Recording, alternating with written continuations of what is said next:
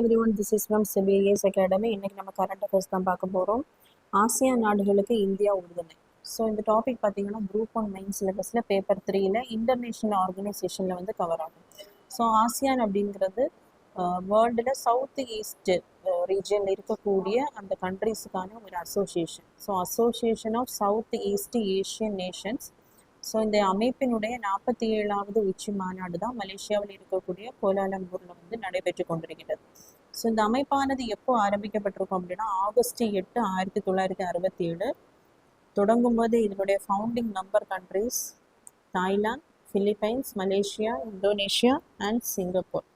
So அதன் பின்னாடி join பண்ண மெம்பர் கண்ட்ரீஸ் வந்து Vietnam, Laos, Cambodia, Brunei and Myanmar.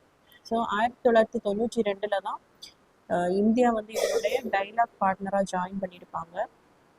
So இந்த ஆசியான் அமைப்பில் இருக்கக்கூடிய அந்த பேச்சுவார்த்தை உறுப்பினர் அப்படின்னு பார்த்தீங்கன்னா 10 கண்ட்ரிஸ். ஸோ இந்தியா உள்பட India, Japan, China, Australia, New Zealand, south Korea, United states, UK, European union and Canada.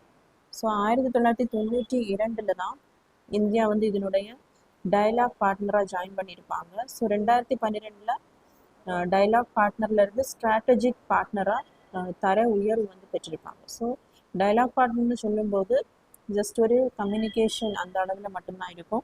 Strategic பார்ட்னர்னு சொல்லும்போது அந்த செக்யூரிட்டி ரிலேட்டடாக, பாதுகாப்பு ரிலேட்டடாக நிறைய ஃபார்மல் அக்ரிமெண்ட் போட்டு அதை நடைமுறைப்படுத்துவாங்க.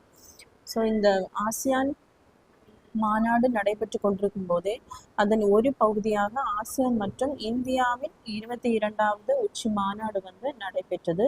ஸோ 2026ஆம் ஆண்டுக்கான அந்த ஆசியான் மற்றும் இந்திய கூட்டமைப்பின் அந்த கருத்தியல் என்ன அப்படின்னா இந்தியா கடல்சார் ஒத்துழைப்பு மேம்பாட்டுக்கான ஆண்டாக ஆசியான் மற்றும் அந்த இந்தியா கூட்டமைப்பு வந்து அறிவிச்சிருக்காங்க.